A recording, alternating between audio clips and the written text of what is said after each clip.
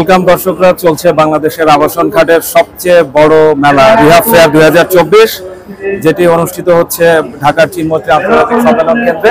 আজকে আমরা দ্বিতীয় দিনে পেয়ে গেছি গ্রিন হাট রিয়েল এস্টেট কোম্পানি লিমিটেডের সম্মানিত চেয়ারম্যান জনাব সোহাগ হোসেনকে। মিস্টার সোহাগ, আপনাকে স্বাগত জানাই। আপনাকে স্বাগত। আসসালামু আলাইকুম আপনাদের সমস্ত দর্শকদের।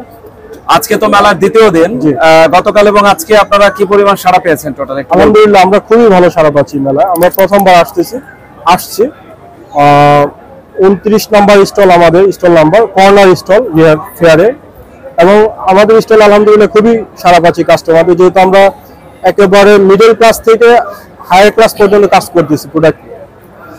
গ্রিন হাট, আপনাদের নামের মধ্যেই আসলে পরিবেশের সাথে যে একটা ভালোবাসার সম্পর্ক সেটি জানা যায়। তো গ্রিন হাট আসলে ক্রেতা সাধারণের জন্য এবার মেলায় কি নিয়ে আসছে নতুন? গ্রিন হাট আমরা নাম যেমন চুজ করার ক্ষেত্রে সতর্ক ছিলাম, যেন পিছনের একটু মনে করিয়ে দেয় নামটা, যে সবুজ করে ঘর। কাজ করার ক্ষেত্রে আমরা সেদিকে নজর রেখে কাজ করতেছি। আমাদের ম্যাক্সিমাম প্রোডাক্টের কাজ চলতেছে বসুন্ধরা রেসিডেন্সিয়াল এরিয়াতে। সেখানে আমাদের প্রায় 20+ অ্যাপার্টমেন্ট, সেখানে 7,000 টাকা থেকে 13,000 টাকা পর্যন্ত আমাদের অ্যাপার্টমেন্ট চাই। সেকেন্ড, পরিবেশ বান্ধব প্রকল্প বলা যায় এশিয়ার মধ্যে সবচেয়ে বড় জলসিঁড়ি আবাসন। সেখানে আমরা রিসেন্ট 2টা প্রজেক্ট লঞ্চ করেছি, নেক্সট আরো আসতেছি ইনশাল্লাহ। এরপরে বনশ্রী আবাসিক এরিয়াতে আছে 40 কাঠা জায়গার উপরে কন্ডোমিনিয়াম একটা প্রজেক্ট, সেখানে 40% জায়গা ওপেন রাখা হয়েছে। মিরপুর ইসিবি চত্বরে আমরা 200 কাঠা জমির ভিতরে কন্ডোমিনিয়াম প্রজেক্ট করতেছি, প্রায় 60% জায়গা ওপেন রেখে।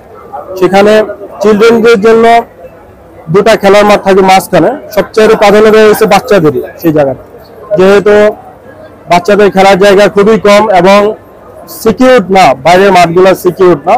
ঢাকা শহরের মাঠগুলো দেখা যায় ম্যাক্সিমাম আনসিকিউর। সেক্ষেত্রে আমরা চাচ্ছি যে আবাসিক এরিয়ার ভিতরে সিকিউর মাঠ যেন হয়, সেই চারিদিকে ভবন রেখে সিকিউর মাঠ রেখে আমরা আবাসিক প্রকল্পটা চালু করতে চাচ্ছি। আচ্ছা, চমৎকার। বেশ কিছু এক্সেপশনাল প্রজেক্ট আপনারা হাতে নিয়েছেন। তো বাংলাদেশে তো রিয়েল এস্টেটে অনেক কোম্পানি রয়েছে, তাদের থেকে আপনারা কি কারণে আলাদা বা ইউনিক মনে হয় আপনার? সবাই রিহাবে যারা কাজ করতেছে আশা করতেছি সবাই ভালো করতেছি যার যার জায়গা থেকে। তা আমরাও চেষ্টা করতেছি যেমন আমরা সেকেন্ড জেনারেশন বিজনেসে আছি। এখানে আপনি এসে দেখেছেন আমার নেফিউ, আমার বেবি এখানে আসছে মেলায়। We turn to second third generation business.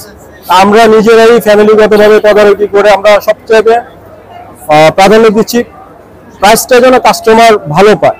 যেমন স্কোয়ার ফিটে যদি আমি 200 টাকা করে বাঁচাতে পারি, একটা 2000 স্কোয়ার ফিটের ফ্ল্যাটে প্রায় 4 লাখ টাকা বেঁচে গেল কাস্টমার।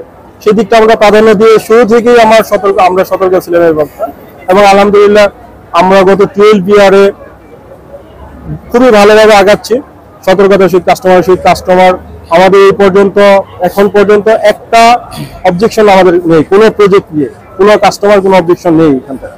এক্সেলেন্ট, জেনে খুব ভালো লাগলো। মিস্টার সোহাগ, একটি কোয়েশ্চেন প্রায় সবাই করেন বা একটা দ্বিধাদ্বন্দ্ব থাকে যে অনেক রিয়েল এস্টেট কোম্পানি টাইমলি তাদের প্রজেক্টগুলো হ্যান্ডওভার করে না। তো সেই ক্ষেত্রে গ্রিন হাট কতটুকু সচেতন?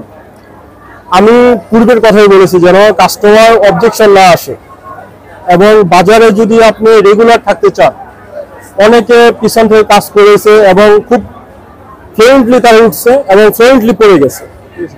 আমরা যেটা গত 12 বছর যাবৎ কাজ করতেছি, মিডিয়ার এগোচরে কাজ করেছি, যেন আমার সম্পর্ক আছে ক্লায়েন্টের সাথে যদি সম্পর্ক ভালো থাকে, আমার সবার সাথে সম্পর্ক ভালো থাকে, যেহেতু এটা ক্লায়েন্ট বেস প্রতিষ্ঠান। আমরা শুরু থেকেই সতর্ক। অনেকে আছে, এবং দেখেন প্রত্যেকটা আপনার সোসাইটির মধ্যেই দুর্নীতিগ্রস্ত লোক আছে। হয়তো আবাসনটা সর্বোচ্চ ধাপ, মানুষের আশাটা এখানটা সবচেয়ে বেশি, সেক্ষেত্রে হয়তো এই জায়গাটা জানাজানি বেশি হয়।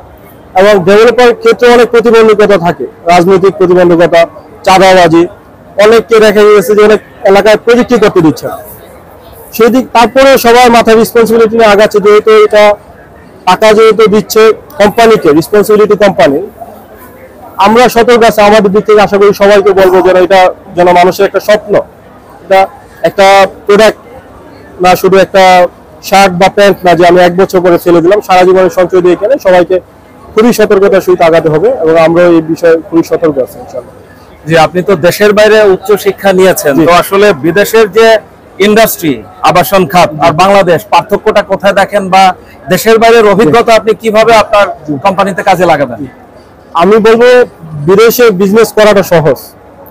গভর্নমেন্ট আবাসন খাতে হিউজ ফ্যাসিলিটি দিয়ে রাখছে এবং ক্লায়েন্টকে শুরু থেকে লোন প্রোভাইড করতেছে, কোনো রাজনৈতিক প্রতিবন্ধকতা নেই, খুবই সচলভাবে কাজ করতেছে।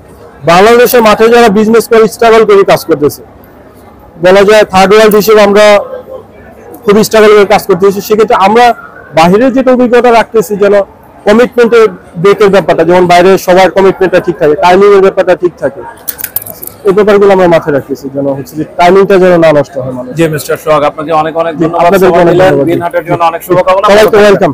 স্টল নাম্বার 29 সবাইকে ওয়েলকাম।